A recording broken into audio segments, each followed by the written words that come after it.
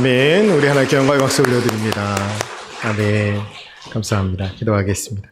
하나님 아버지 은혜와 사랑을 감사드립니다. 우리 찬양과 경배의 이유가 되시는 주님, 어둠을 빛으로 바꾸시고 죽음을 생명으로 바꾸신 주님의 이름을 찬양하게 하시니 감사합니다.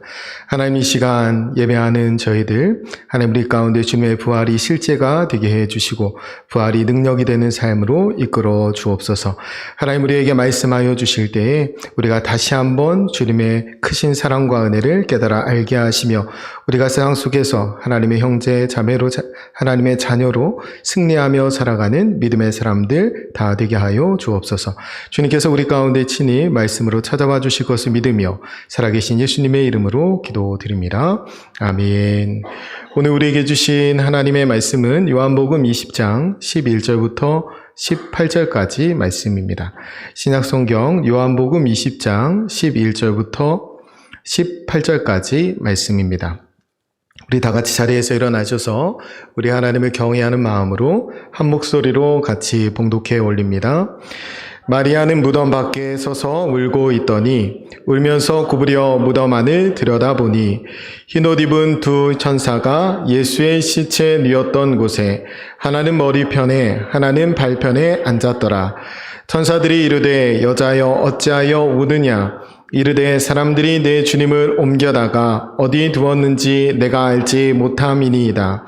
이 말을 하고 뒤로 돌이켜 예수께서 서 계신 것을 보았으나 예수이신 줄은 알지 못하더라. 예수께서 이르시되 여자여 어찌하여 울며 누구를 찾느냐 하시니 마리아는 그가 동산지기인 줄 알고 이르되 주여 당신이 옮겼거든 어디 두었는지 내게 이르소서. 그리하면 내가 가져가리이다. 예수께서 마리아야 하시거늘 마리아가 돌이켜 히브리 말로 라보니 하니 이는 선생님이라는 말이라. 예수께서 이르시되 나를 붙들지 말라. 내가 아직 아버지께로 올라가지 아니하였노라. 너는 내 형제에게 가서 이르되 내가 내 아버지 곧 너희의 아버지 내 하나님 곧 너희 하나님께로 올라간다 하라 하시니 막달라 마리아가 가서 제자들에게 내가 주를 보았다 하고 또 주께서 자기에게 이렇게 말씀하셨다 이르니라. 아멘. 자리에 앉으셔도 됩니다.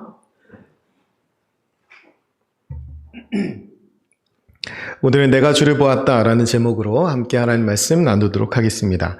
오늘 부활절인데요. 매주가 부활주일이죠. 우리가 주님이 부활하신 날 예배합니다. 그래서 매주일이 부활주일이고 오늘이 절기상 부활절입니다.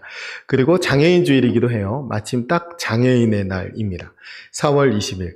우리가 한 70년대에 민간단체에서 자활의 날인가요? 이렇게 정했다가 이게 이제 바뀌어서 국가에서 지정하면서 장애인의 날이 됐어요. 1990년대부터 이제 이게 법정 기념일이 됐는데 3월 20일 그러니까 만물이 소생하는 봄에 이 장애인의 날을 정해서 기념하고 있습니다.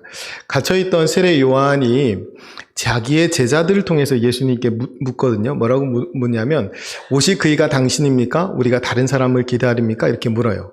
그러니까 당신이 구원자가 맞습니까? 당신이 메시아가 맞습니까? 당신이 전하는 복음이 정말 하나님의 복음이 맞습니까? 이 질문이었어요.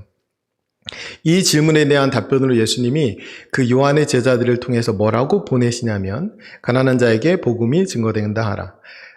장애인들이 고침받는다고 하라. 이렇게 전하거든요. 그 본문을 제가 다시 읽어드리면 누가복음 7장 22절인데요. 제가 이 부분을 새 한글 성경으로 읽어드릴게요. 우리가 개역개정 개역한글 있는데 사실은 장애인에 대한 차별적 표현이 여전히 그대로 있어요. 그런데 이것을 차별적 표현을 다 걷어내고 새 한글 성경에는 제대로 번역을 해놨더라고요. 그래서 읽어드리면 가서 요한에게 여러분이 보고 들은 것을 전하세요. 시각 장애인들이 다시 보고 지체 장애인들이 걸어 다닙니다. 심한 피부병 앓는 사람들이 깨끗해지고 청각 장애인들이 듣습니다. 죽은 사람들이 일으킴 받아 살아나고 가난한 사람들이 좋은 소식을 듣습니다. 아멘. 여러분, 장애인을 대하는 태도가 우리의 믿음을 증명하는 것입니다. 우리를 통해서 장애인들이 소망을 품지 못하면 우리가 외치는 복음이 공허한 게 되는 거예요. 우리가 오늘 부활절에 함께 모여 예배하는데 우리가 장애인들에게 그리고 가난한 이들에게 우리가 전하는 소식이 좋은 소식이 되어야 돼요. 우리한테만 좋은 소식이 아니라 그들에게 정말로 좋은 소식이 되어야 합니다. 오늘 우리가 부활절에 예배하면서 부활의 능력을 덧입고 또 부활의 기쁨과 감격으로 하나님께 나아가서 우리가 세상으로 갈 때에는 우리를 만나는 모든 사람들이 좋은 소식을 들을 수 있도록 그렇게 복음으로 무장하는 저와 여러분 되시기를 축원드립니다. 여러분 오늘 새벽의 말씀은 오늘 새벽도 부활하신 말씀인데 누가복음 24장 말씀이었어요. 1절부터 12절까지 말씀. 그 이야기를 먼저 말씀드리고 오늘 본문을 다룰 텐데 오늘 본문이 누가복음 말씀에 이어지는 내용이에요. 그러니까 누가복음 말씀 먼저 드리면 24장에 여자들, 오늘 등장하는 막달라 마리아를 포함한 여자들이 예수님의 무덤을 찾습니다. 안식 후 첫날 새벽 일찍. 왜 그랬냐면 안식일을 앞두고 예수님의 장례가 급하게 진행됐기 때문에 예수님 몸에 향유가 제대로 발라지지 않았을 것을 염려한 사람들이 여자들이죠. 여자들이 새벽 일찍 안식일이 끝나자마자 가서 예수님의 무덤을 찾은 거예요. 예수님이 부활하셔서 새벽 일찍 찾은 것이 아니라 안식 후 첫날이 오늘 주일이잖아요. 그래서 우리가 주님 부활하신 날 예배하는데 그들은 부활해서 간 것이 아니라 예수님의 시체를 처리하려고 간 거예요. 시체의 향유를 받으려고 갔죠. 그런데 그들이 그곳에서 천사를 만납니다. 그리고 천사가 말하기를 예수님 뭐라고 하셨냐? 예수님 하신 말씀 기억하라. 했더니 말씀을 기억하고 나니까 그들이 부활을 믿게 되고 그래서 이 여자들이 와서 11사도와 여러 사람들에게 예수님의 부활을 전합니다. 그런데 그 말을 듣고 사도들조차도 허탄한 말로 여겨요. 그러니까 사도들이 그랬던 이유는 뭐냐면 예수님의 말씀 다 잃어버린 거예요. 그 여자들의 말만 들은 거죠. 그래서 허탄한 말도 안 되는 소리라고 듣습니다. 근데 그 말을 듣고 베드로는 그리고 요한복음에 보면 요한도 같이 갔다고 하는데 베드로와 요한은 그 무덤을 찾아갑니다. 그래서 빈 무덤도 봐요. 그 다음에 예수님을 쌓아두었던 세마포, 남아있는 세마포도 발견합니다. 그것을 다 확인하고 놀랍게 여기고 집으로 돌아갑니다. 그러니까 부활을 믿지 못했어요. 그러니까 오늘 이야기는 부활을 전혀 믿지 못하는 그 상황에 이 막달라 마리아 혼자 다시 이 무덤을 찾는 것입니다. 그 장면이 오늘부터 이야기가 이제 시작되는 거예요. 아무도 부활을 믿지 않을 때, 부활을 여러 사람이 가서 증거했음에도 불구하고 아무도 부활을 믿지 않을 때 이 막달라 마리아만 홀로 다시 무덤을 찾아서 울고 있습니다. 원어상의 의미는 통곡했다는 거예요. 와서 이 무덤에서 혼자 통곡하고 있어요. 그럼 막달라 마리아가 누구예요? 막달라 마리아를 여러 가지 추측하는데 이 여자가 창녀였을 것이다 혹은 예수님 발에 향유를 부은 여인일 것이다. 이건 다 추측이지 성경에 명확하게 나온 말씀은 아닙니다. 성경의 막달라 마리아에 대한 명확한 설명은 누가복음 8장 2절에 나오는데 7 귀신이 나간 자 막달라인이라 하는 마리아 이렇게 나옵니다. 그러니까 마리아는 7 귀신 들렸던 여자예요. 그러니까 여러분 7이라는 숫자가 가득 찬 숫자잖아요. 꽉 찬 숫자. 그러니까 그의 몸 안에 귀신이 꽉 차게 있었던 사람이에요. 그러니까 그 삶이 얼마나 말로 할 수 없을 정도로 참혹했을지 우리가 쉽게 가늠할 수 있습니다. 그렇게 참혹한 삶을 살고 있는데 그 삶에서 건져주신 분이 예수님이에요. 막달라 마리아를 그 삶에서 건져주신 그 은혜를 이 막달라 마리아가 입었기 때문에 예수님이 신문 받으시는 자리, 제자들이 도망친 자리에도 이 여인은 있습니다. 예수님 십자가 아래, 예수님이 죽어가는 그 십자가 아래에도 이 여인은 있습니다. 그리고 함께 여자들이 갔던 첫 번째 그 무덤의 현장에도 이 막달라 마리아는 있습니다. 아무도 이 부활을 받아들이지 못하고 믿지 못할 때에도 이 여자는 부활을 믿어서가 아니라 또다시 예수님의 무덤가에 와서 울고 있어요. 왜 그랬을까 생각하면 이 여자는 예수님 없이 살았던 삶이 너무나 참혹했던 거예요. 7 귀신 들렸던 삶. 그 삶으로 다시 돌아가고 싶지 않죠. 그를 그 삶에서 건져주신 분이 예수님이에요. 근데 그 예수님이 지금 돌아가신 거예요. 그래서 통곡하는 겁니다. 여러분 다른 제자들하고 조금 입장이 달라요. 베드로는 참혹한 삶에서 물론 그가 예수님 만난 다음에 죄인이라고 고백하긴 하지만 그가 이 여인처럼 참혹한 삶을 살았던 건 아니거든요. 예수님 죽으니까 돌아가신 다음에 어떻게 했습니까? 나는 고기 잡으러 가노라 이렇게 합니다. 고기 잡고 잘 살고 있었어요. 그리고 그 삶으로 다시 돌아가는 겁니다. 그런데 제자들과는 이 막달라 마리아는 입장이 전혀 다른 거예요. 그 참혹한 삶으로 다시 돌아갈 수 없어요. 그래서 그 간절함과 절박함으로 이 무덤을 다시 찾은 겁니다.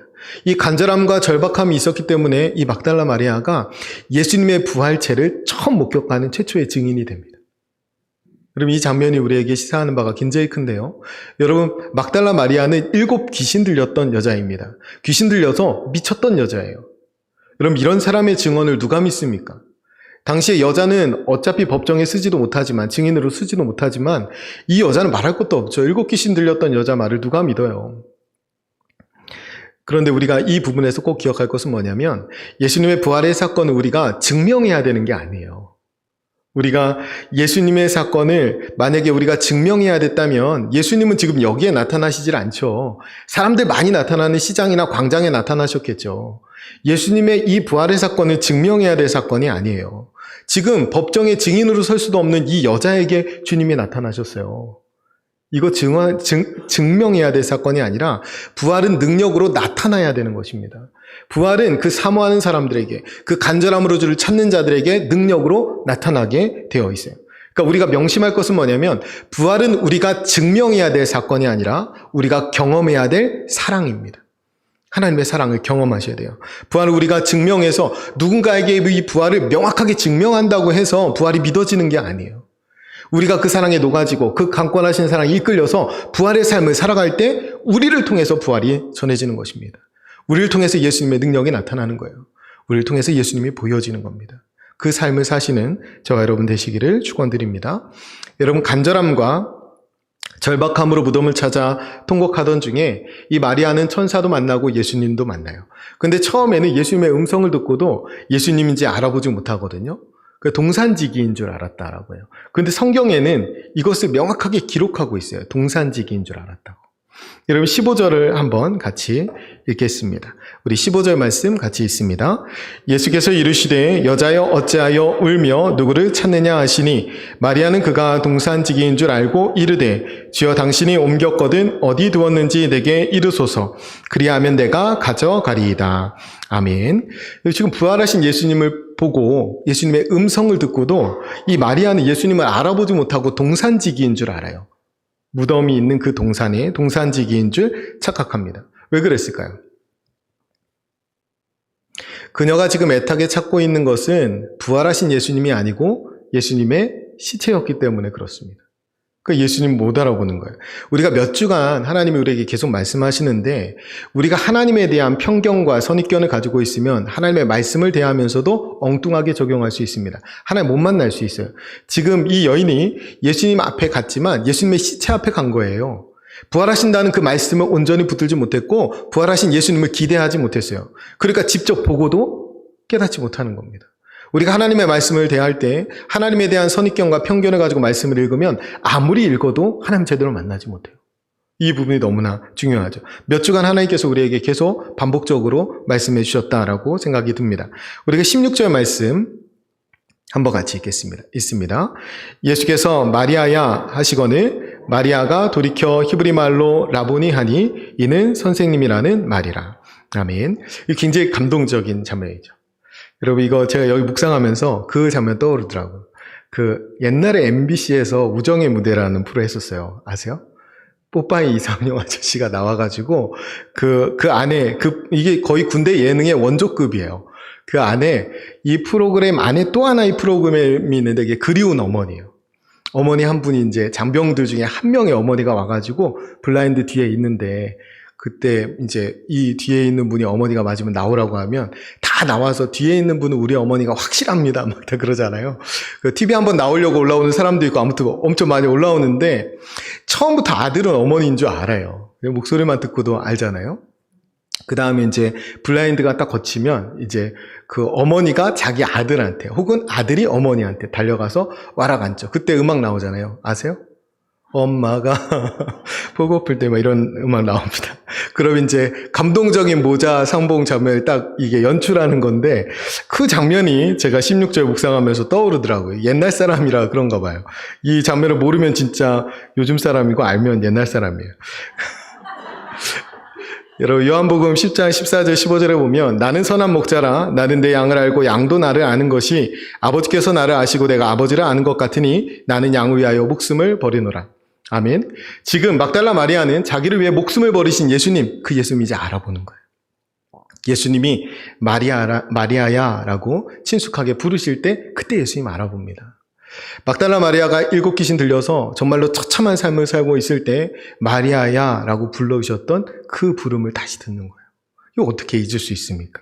그 부르실 때 이 마리아가 얼마나 감격했겠어요. 이 다음에는 어떤 장면이 펼쳐져야 돼요? 그 음악이 나오면서 엄마가 이 장면이 펼쳐져야 되거든요, 사실. 이 감격적인 포옹까지는 아니더라도 뭔가 이렇게 눈물의 재회가 딱 일어나야 되는데 이 장면이 좀 당혹스러워요. 여기가 지금 오늘 본문에서 제일 난해하고 또 중요한 장면이기도 한데 예수님이 찬물을 확 끼얹잖아요. 그러니까 나 붙들지 마라 이러거든요. 여러분 17절 말씀 한번 같이 읽겠습니다. 같이 읽습니다. 예수께서 이르시되 나를 붙들지 말라. 내가 아직 아버지께로 올라가지 아니하였노라. 너는 내 형제들에게 가서 이르되 내가 내 아버지 곧 너희 아버지 내 하나님 곧 너희 하나님께로 올라간다 하라 하시니. 아멘. 여러분 이게 감동을 확 깨잖아요. 지금 딱 안겨야 되는데 나를 붙들지 말라 이렇게 말씀하시. 나 붙잡고 늘어지지 말라라는 거예요. 이 예수님을 만나고 예수님이 자기 이름을 불렀고 이 마리아가 얼마나 기쁘겠어요. 예수님 가서 이렇게 붙들고 싶지 않았겠어요? 그런데 이 부분을 잘못 읽으면 예수님이 굉장히 매정한 분으로 읽히거나 아니면 예수님이 굉장히 차별적인 분으로 읽힐 수 있어요. 예수님이 지금 왜 붙들지 말라고 하냐면 나 올라가야 된다 이렇게 말씀하셨잖아요. 아버지께로 가야 된다고. 여러분 지금 이 말하고 바로 가시나요? 이러고도 40일을 여기 계셔요. 그러니까 이게 좀 너무 매정하게 느껴질 수 있어요, 40일. 그리고 지금 예수님 손 댄 사람 아무도 없어요? 이 바로 뒷장에 가면 나와요. 도마가 손 대잖아요. 그 장면이 요한복음 20장 27절. 그것도 도마가 그냥 쑥 내민 게 아니에요. 예수님이 그렇게 하라고 했지. 제가 읽어드릴게요. 도마에게 이르시되 내 손가락을 이리 내밀어 내 손을 보고 내 손을 내밀어 내 옆구리에 넣어보라. 그리하여 믿음 없는 자가 되지 말고 믿는 자가 되라. 아멘. 누구한테는 옆구리에 손을 넣어보라고 하고 누구한테는 만지지 말라고 하고 이러면 굉장히 차별적으로 느껴지잖아요. 이게 굉장히 남녀차별이에요. 어떻게 보면. 이게 믿지도 않겠다는 남자 제자한테는 너 여기다 손을 넣어보고 믿는 자가 되라 이렇게 말하잖아요. 근데 지금 이 여자는 예수님 알아보고 지금 믿거든요. 그래서 예수님 좀 알아보고 싶은데 이 여자 제자한테는 손도 대지 말라고 하시면 약간 이게 남녀차별이 될 수도 있어요. 여러분 이 장면은 굉장히 중요한 장면인데 이 막달라 마리아가 부활의 첫 증인이잖아요. 근데 그거보다 먼저 더 중요한 건 뭐냐면 예수님이 첫 번째 부활자였다는 게 더 중요합니다. 예수님이 첫 번째로 부활하셨기 때문에 막달라 마리아가 첫 번째 부활의 증인이 되는 거예요. 그러니까 오늘의 강조점은 어디에 있냐면 예수님이 부활의 첫 열매가 되셨다. 여기에 강조점이 있습니다. 그걸 지금 상징하는 거예요. 그래서 여러분 예수님 전에는 부활한 사람이 있어요, 없어요? 제가 질문 드리면 거의 반대로 답하시면 돼요. 여러분 생각하는 거. 여러분 예수님 외에 부활한 사람이 있어요, 없어요? 있어요. 예수님 외에 부활한 사람이 있습니다. 나사로 부활했잖아요. 누가 그렇게 설명하는 거 있잖아요. 나사로는 소생했고 예수님은 부활했다. 사실 틀린 설명이에요. 제가 사전에 찾아봤더니 소생은 거의 죽어가다가 다시 살아나는 게 소생이에요. 부활은 죽었다가 다시 살아나는 게 부활입니다. 나사로는 죽었다가 다시 살아났어요. 예수님이 살리셨잖아요. 그러니까 부활이죠. 유두고도 죽었다 살아났어요. 바울 설교 듣다가 졸다 떨어져가지고 나중에 바울이 다시 살리잖아요. 조심하면 안 돼요, 오늘. 그 부활의 능력이 다시 나타나야 되니까. 그 사르밧과부의 아들도 죽었다가 살아나거든요. 엘리야가 살리잖아요. 부활이 계속 있어요. 근데 지금 예수님이 왜 부활의 첫 열매, 왜 첫 번째 부활이냐, 이게 굉장히 중요하거든요. 예수님이 지금 부활하신 것은 부활의 동기와 목적이 전혀 달라요. 병들어 죽은 사람과 졸다가 떨어져 죽은 사람과 완전히 다르다고요. 예수님 왜 죽으셨어요? 우리의 죄를 위해서 대신 죄를 짊어지고 죽으셨어요. 하나님께서 예수님을 보내시고 계획하신 이 구원의 계획에는 십자가를 지고 우리의 죄를 담당하여 죽으시고 죄의 권세를 깨뜨리고 부활하시고 예수님이 올라가셔서 승천하셔서 하나님의 우편에 앉는 것까지, 거기까지가 구원의 완성입니다. 지금 마지막 이 승천이 남아있는 거죠. 우리가 예수님의 부활은 왜 부활의 첫 열매가 되냐면 전혀 다른 부활이에요. 그냥 죽었다가 살아난 것이 아니라 우리의 죄를 대신해 죽으시고 다시 사시고 우리에게 생명을 주신 역사라고. 그래서 이것이 부활의 첫 열매입니다. 이거 굉장히 중요해요. 그런데 여기에서 이 마리아는 동산지기인 줄 착각하잖아요.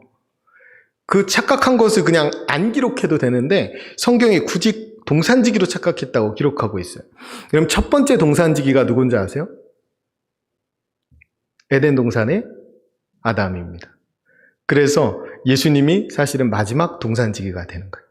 그리고 고린도전서 15장 20절부터 22절 말씀해 보면 그러나 이제 그리스도께서 죽은 자 가운데서 다시 살아나사 잠자는 자들의 첫 열매가 되셨도다. 사망이 한 사람으로 말미암았으니 죽은 자의 부활도 한 사람으로 말미암는도다. 아담 안에서 모든 사람이 죽은 것 같이 그리스도 안에서 모든 사람이 삶을 얻으리라. 첫 번째 동산지기 안에서 모든 사람이 죽은 것 같이 마지막 동산지기 안에서 모든 사람이 삶을 얻으리라. 이 얘기를 지금 하고 있는 거예요. 그래서 마리아가 동산지기로 오해했다라는 것은 굉장히 의미심장한 거예요. 더군다나 여러분 에덴 동산에서 첫 번째 그 죽음의 소식이 누구를 통해 전해져요? 한 여자 하와를 통해 전해집니다. 지금 생명의 소식이 한 여자 막달라 마리아를 통해서 전해집니다. 성경이 굉장히 딱 들어맞는 곳이 되게 많아요. 이런 거 이렇게 찾으면 되게 재밌잖아요. 저만 이게 굉장히 재밌는데 이 첫 열매 되시는 장면도 사실 그 장면이거든요. 그래서 우리가 성경을 성경으로 해석해야 되는데 구약은 오실 예수님에 대한 이야기잖아요. 그래서 구약을 통해서 우리가 신약을 해석하는 경우가 굉장히 많이 있습니다. 이 첫 열매가 마찬가지예요. 첫 열매는 지금 예수님이 부활의 첫 열매인데 첫 열매는 무조건 하나님께 먼저 드려야 합니다.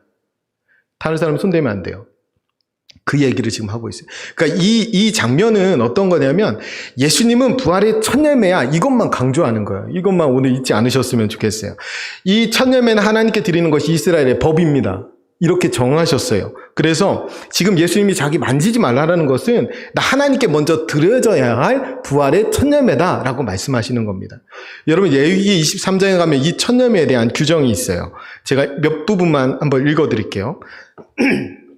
레위기 23장 10절을 보면 이스라엘 자손에게 말하여 이르라 너희는 내가 너희에게 주는 땅에 들어가서 너희 곡물을 거둘 때에 너희의 곡물의 첫 이삭 한 단을 제사장에게로 가져갈 것이요 제사장은 너희를 위하여 그 단을 여호와 앞에 기쁘게 받으심이 되도록 흔들되 안식일 이튿날에 흔들 것이며 첫 열매를 요제로 흔들어서 하나님께 드리라는 거예요. 언제?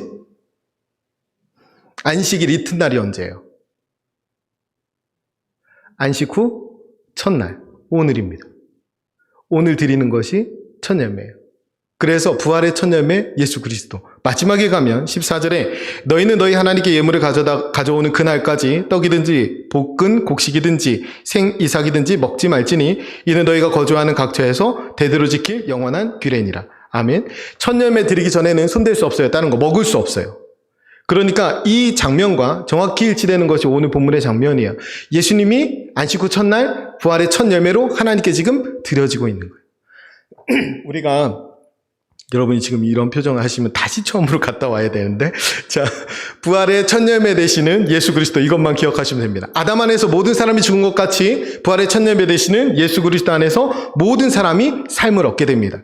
나사로가 죽었다 살아난 것, 유두고가 죽었다 살아난 것 우리하고 아무 상관없어요.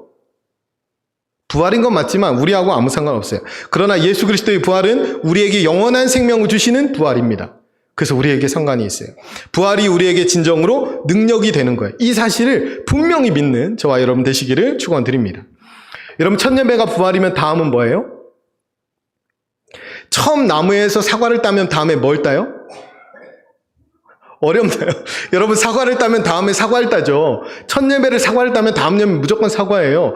예수 그리스도가 부활의 첫 열매가 되셨다면 그를 따르는 모든 사람은 부활합니다. 이 이야기를 지금 하고 있는 거예요. 그냥 이렇게 바로 올 걸 그랬어요. 여러분이 지금 막 이상한 표정을 지으시니까 내가 이거 엉뚱하게 했나 라는 생각이 듭니다. 예수님이 첫 열매로 부활하셨기 때문에 우리도 부활합니다. 부활할 사람으로 사셔야 돼요. 그 얘기를 하는 겁니다. 17절 말씀 같이 읽겠습니다. 17절 같이 읽습니다. 예수께서 이르시되 나를 붙들지 말라. 내가 아직 아버지께로 올라가지 아니하였노라. 너는 내 형제들에게 가서 이르되 내가 내 아버지 곧 너희 아버지 내 하나님 곧 너희 하나님께로 올라간다라 하시니. 아멘. 이 뒤에 말씀이 중요합니다. 예수님께서 제자들과 우리죠. 어떻게 부르셔요? 내 형제들. 예수님이 처음으로 이렇게 부르시는 거예요. 제자들을 향해서, 우리를 향해서. 내 형제들. 여러분, 이게 좀 감격하셔야 되는데, 우리가, 여러분, 예수님이 형제가 되어주셔서 좋아요, 싫어요? 부끄러우세요? 감당할 수 없는 일 아니에요? 예수님 입장에서는 어떨 것 같아요? 예수님 입장에서 우리를 형제 자매로 받아들이기에. 우리하고는 좀 입장이 달랐을 것 같지 않아요? 그런데 히브리서 2장 11절에 이렇게 기록되어 있습니다. 그러므로 형제라 부르시기를 부끄러워하지 아니하시고. 아멘. 예수님이 우리를 형제로 부르는 거 부끄러워 아니하셨다는 거예요. 그리고 하나님을 아버지로. 나의 아버지, 너희 아버지. 지금 요한복음에서 아버지라고 하나님을 70번 부르거든요. 이것은 예수님만 할 수 있는 거예요. 우리가 할 수 없는 거예요. 그런데 우리가 하나님을 아버지라 부를 수 있게 됐어요. 그러니까 이 놀라운 신분의 변화가 십자가를 지시고 죽으시고 부활하신 하나님이시는 능력입니다. 부활의 첫 예배 되시는 주님이 우리에게 주신 능력은 하나님과 하나님의 자녀로 부름받고 예수님과 형제 자매가 되는 그 능력을 우리에게 주신 거예요. 그러니까 부활의 능력, 부활의 은총은 뭐냐면 하나님을 아버지라 부를 수 있는 길이 열린 겁니다. 지금 이것을 가서 전하는 거예요. 18절에 가서 마리아가 제자들에 가서 이르신 말을 전하잖아요. 그 말이 이겁니다. 부활하셔서 우리를 형제자매 삼아주셨어. 부활하셔서 우리를 하나님의 자녀가 되게 해주셨어. 부활하셔서 우리가 이제 하나님을 아버지라 부르며 살 수 있게 됐어. 이 사실을 마리아가 전하는 거예요. 여러분, 예수님의 부활은 나사로나 유두고처럼 죽음 이전으로 돌아가는 것이 아니라 예수님의 부활은 하나님께로 올라가는 겁니다. 여러분, 이 방향이 너무나 중요해요. 그러니까 막달라 마리아는 이전과 같은 삶을 살 수가 없어요.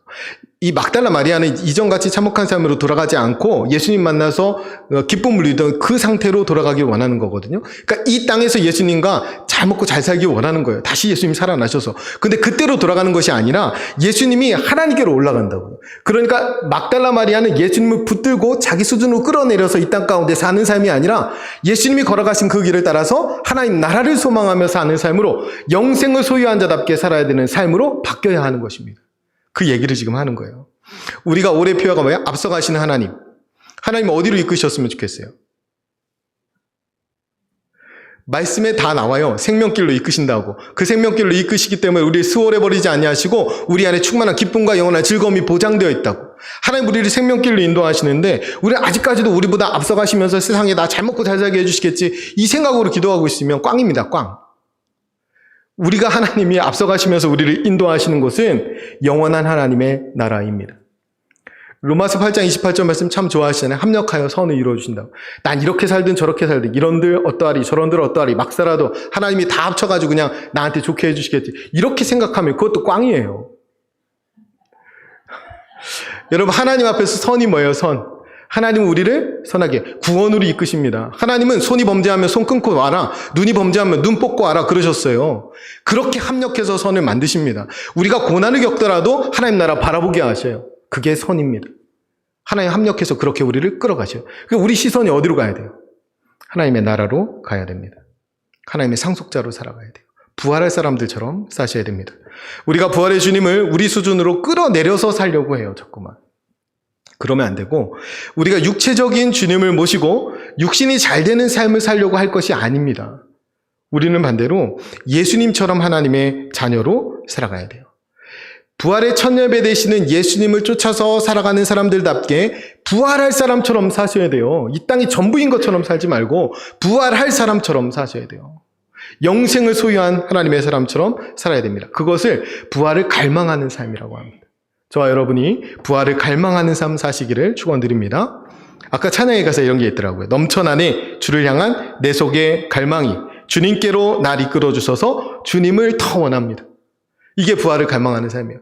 우리가 하나님께로 우리를 이끌어 주십시오. 하나님을 갈망합니다. 하나님께로 더 가까이 가기 원합니다. 이것이 우리의 소원이 되어야 합니다. 여러분, 육체가 아니라 영혼에 집중하는 삶을 사셔야 돼요. 여러분, 마지막 날에 육체가 다 부활할 거지만 우리가 죽어서 하나님 앞에 서는 것은 육체가 아닙니다. 영혼이지. 그러니까 우리가 이 땅에서 집중해야 될 것은 영혼이에요. 육체가 아니고. 육체는 허물어집니다. 겉사람은 날로 후패해 가요. 속사람은 날로 강건케 되도록 우리가 영혼에 집중하셔야 됩니다. 영혼을 가꾸셔야 돼요. 영혼을 아름답게 하셔야 됩니다. 영혼을 건강하게 하셔야 돼요. 그 영혼으로 하나님 앞에 서게 됩니다. 우리가 앞서가시는 주님을 따라 생명길을 걸어가셔야 돼요. 십자가의 길, 생명의 길, 영혼을 구원하는 길, 영혼을 위한 길, 그 길을 우리가 걸어가야 합니다. 예수님께서 이 땅에 40년을 부활하신 다음에 40일을 머무시는 동안에 부활의 의미에 대해서 가르쳐 주셔요. 그것이 사도행전 1장 3절에 나와 있는데 이렇게 되어 있습니다.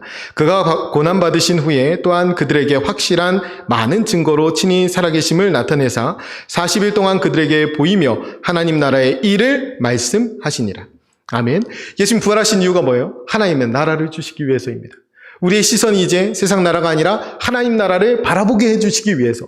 그런데 여전히 그거 못하니까 40일이나 머물면서 부활의 의미가 이거다. 내가 부활한 이유는 너희를 형제 삼고 너희를 하나님의 자녀 삼고 하나님 나라의 상속자로 살게 하기 위해서. 하나님 나라를 위해 살게 하기 위해서 내가 부활했다. 이거 가르쳐 주셨어요. 이 말을 하시자마자 제자들이 뭐라고 하는 줄 아세요? 6절에 이렇게 말합니다. 그들이 모였을 때 예수께 여쭈어 이르되 주께서 이스라엘 나라를 회복하심이 이때니까 이렇게 물어봐요. 진짜 답답합니다, 지금. 얼마나, 이게 지금 40일 동안 하셨는데, 지금 하나님 나라를 계속 얘기하고, 부활의 목적이 하나님 나라 바라보겠는데, 제자 여전히 이스라엘 나라 바라보고 있어요. 우리가 이런 수준이 아닌지 돌아봐야 합니다. 부활한 주님을 만났다고 하면서 주님을 끌어내려서 내 수준에 맞춰서 살아가는 것. 내 수준에, 내 삶에 주님을 끌어들이고 내가 원하는 것. 예수님 만났다고 하면서 내 삶의 방향이 전혀 달라지지 않는다. 내가 전혀 하나님 나라에 살지 않는다. 그거 문제입니다. 답답한 거예요. 우리가 부활하신 주님을 만났다면 하나님 나라 속에서 살아야 합니다. 우리의 시선이 하나님께로 향해야 돼요. 고린도전서 15장 19절 20절 말씀에 이렇게 있습니다. 이거 한번 같이 읽겠습니다. 만일 그리스도 안에서 우리가 바라는 것이 다만 이 세상의 삶뿐이면 모든 사람 가운데 우리가 더욱 불쌍한 자이리라. 그러나 이제 그리스도께서 죽은 자 가운데서 다시 살아나사 잠자는 자들의 첫 열매가 되셨도다. 아멘. 그러나가 중요하죠. 예수님이 부활의 첫 열매가 되셨기 때문에 우리는 이 세상의 삶만 바라고 살지 않는다는 거예요. 이 세상의 삶 바라지 않는다는 거죠. 만약에 우리가 바라는 것이 이 세상의 삶뿐이면 우리가 제일 불쌍한 사람이다. 그러나 주님이 부활하셨고 부활의 첫 열매가 되셨기 때문에 우리가 바라는 나라 하나님 나라가 따로 있어서 우린 불쌍한 사람 아니다. 이 선언을 지금 하고 있는 겁니다.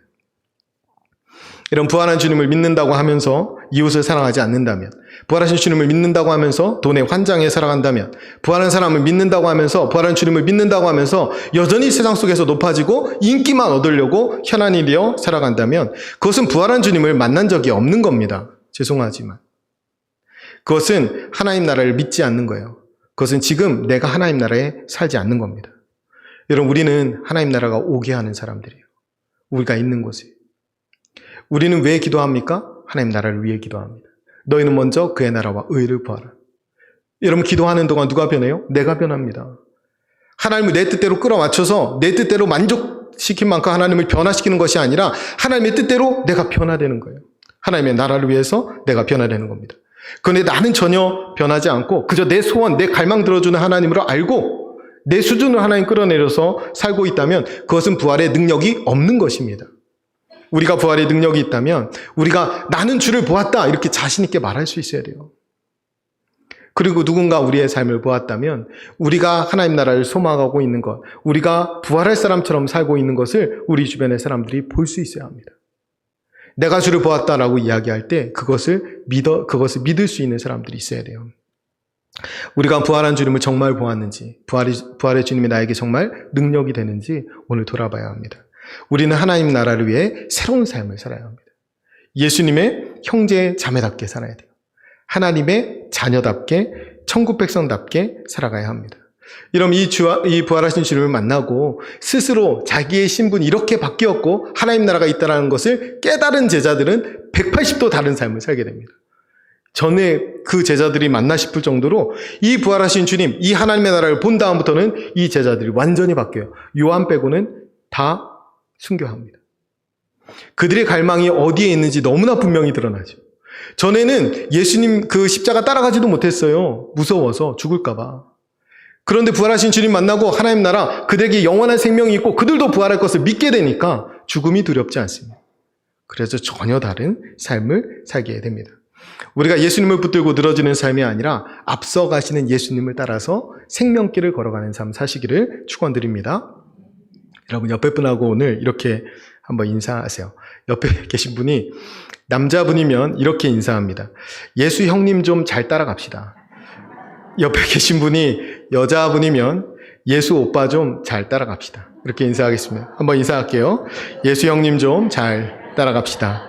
예수 오빠 좀 잘 따라 삽시다. 일부도 그랬지만 여러분, 예수님도 여러분이 부끄럽지 않다고 하시는데 여러분 지금 이 인사를 하면서 부끄러워하시면 어떡해요? 예수님이 여러분이 형제 자매로 불러주셨어요. 우리 앞서 부활의 첫 열매 되신 예수님이 우리 앞서서 그 길을 가셨습니다. 그 길을 잘 따라가면 돼요. 여러분, 부활이 진실인 것은 과학적인 증명이나 아니면 누군가 자격 있는 사람의 신빙성 있는 진술로 입증되는 것이 아니에요. 부활은 그렇게 되는 것이 아니고 부활을 갈망하며 사는 저와 여러분을 통해서 드러나는 것입니다. 그것이 부활이 진실임을 알려주는 거예요. 다시 처음으로 돌아가서 결론으로 말씀드리겠습니다. 이제 부활을 믿고 영생을 믿고 하나님 나라에 사는 우리는 손끝으로 예수님 옷자락 잡고 늘어지는 삶을 사는 것이 아니라 우리의 손끝이 작고 약한 자를 향해야 합니다. 그렇게 손을 뻗어서 그들을 만져야 돼요. 그들의 손을 잡아줘야 합니다. 그 손이 그들에게는 부활하신 예수님의 손으로 경험될 겁니다. 우리가 그 사랑을 가지고 나아갈 수 있어야 돼요. 우리를 통해서 장애인들 그리고 작고 약한 자들이 소망을 품지 못한다면 우리가 외치는 복음은 공허한 것이 됩니다. 여러분, 우리가 주님의 부활을 갈망하고 우리도 부활할 사람이기 때문에 부활을 갈망하며 살고 또 부활의 소망을 잘 전하는 삶 사시기를 간절히 축원드립니다. 우리 결단하며 기도하겠습니다. 우리 첫 번째로 부활은 우리가 증명해야 할 사건이 아니라 우리가 경험해야 할 사랑임을 잊지 않게 해 주옵소서. 부활의 첫 열매가 되신 예수님을 따라 부활을 갈망하는 삶 살게 해 주옵소서. 위를 지향하는 삶 살게 해 주옵소서. 주님의 형제 자매답게 살게 하옵소서. 하나님을 아버지라 부르는 천국 백성답게 살게 해 주옵소서. 내가 주를 보았다 자신 있게 선포하며 살아가는 저희들 되게 하여 주옵소서. 우리 말씀을 결단하면서 함께 통성으로 기도하겠습니다. 기도합니다. 거룩하고 존귀하신 아버지 하나님, 오늘 거룩한 부활절에 이 주일 아침에 하나님 저희도 불러주시고 생명의 말씀 우리에게 채워주심으로 우리가 부활의 소망을 다시 한번 품게 하시니 참 감사합니다. 하나님, 부활을 우리가 증명해야 될 사건이 아니라 우리가 경험해야 할 사랑임을 다시 한번 깨닫습니다. 아버지 하나님, 물과 피를 다 쏟기까지 그렇게 우리를 사랑해 주신 하나님의 사랑, 그 사랑의 저희들도 가지게 하시고 사망 곳에 깨뜨리고 부활하신 주님의 권능이 우리의 삶을 붙들고 계시다는 사실을 초도 의심하지 않게 도와주시며 이제는 우리의 시선이 하늘을 향하게 도와주시고 우리의 시선이 하나님의 나라를 향할 수 있도록 인도하여 주시옵소서. 하나님을 내 삶에 끌어들여 아버지의 땅에 아버지의 만족한 삶을 살아가는 것이 아니라 우리가 우리의 수준을 하나님께로 끌어올려 하나님의 원하시는 기뻐하시는 그 온전한 뜻을 이루는 삶을 살아가는 믿음의 사람들이 되게 하여 주시옵소서. 부활의 첫 열매 되신 예수님, 우리도 주님과 같이 부활할 것을 믿습니다. 아버지, 부활을 갈망하는 삶을 살게 하여 주시옵소서. 부활을 갈망하고 부활의 소망을 전하는 삶 살기를 원합니다. 하나님, 저희들 위를 지향하는 삶 살게 하시고 우리가 만나는 모든 사람들, 특별히 작고 소외된 사람들에게 아버지 손을 뻗어 주님의 부활의 사랑을 전하는 사람들 되게 하여 주시옵소서. 우리의 손이 닿을 때에 아버지 그들에게 부활하신 주님의 손이 닿게 하시고 부활의 능력이 전해지게 하여 주시옵소서. 아버지, 우리를 부활하신 주님으로 말미암아 주님의 형제 자매 되게 하심을 감사합니다.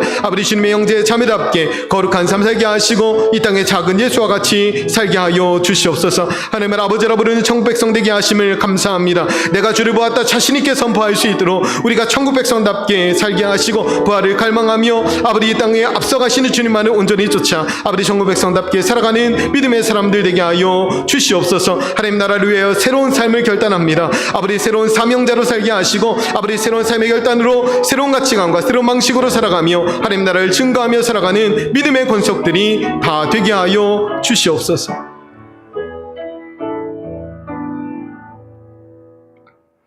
하나님 아버지, 하나뿐인 아들 예수 그리스도를 십자가에 내어주심으로 우리의 죄를 담당케 하시고 사망 권세 깨뜨리고 부활하사 우리로 하여금 주님의 자녀가 되게 해주셔서 감사합니다. 부활의 첫 열매가 되신 주님을 따라 생명길을 걷기 원하오니 우리의 걸음을 인도해 주옵소서. 육체가 아닌 영혼을 위한 삶을 살게 하시되 주님의 형제 자매요 천국 백성답게 구별된 삶을 살아가는 저희들 되게 해 주옵소서. 내가 주님을 보았습니다. 자신 있게 선포하며 부활의 증인으로 살기 원하오니 우리와 늘 동행하여 주옵소서. 작고 약한 자들에게 한 발 더 다가서서 손끝을 내밀어 부활을 경험한 자답게 사랑하고 또 사랑하는 삶 살기를 원하오니 우리의 마음과 우리의 생각과 우리의 걸음을 선하게 인도하여 주옵소서. 새로운 한 주도 부활의 능력을 수여한 자답게 우리의 걸음을 복되게 인도해 주실 것을 믿으며 부활이요 생명이신 예수님의 이름으로 기도드립니다. 아멘. 우리 다 같이 자리에서 일어나셔서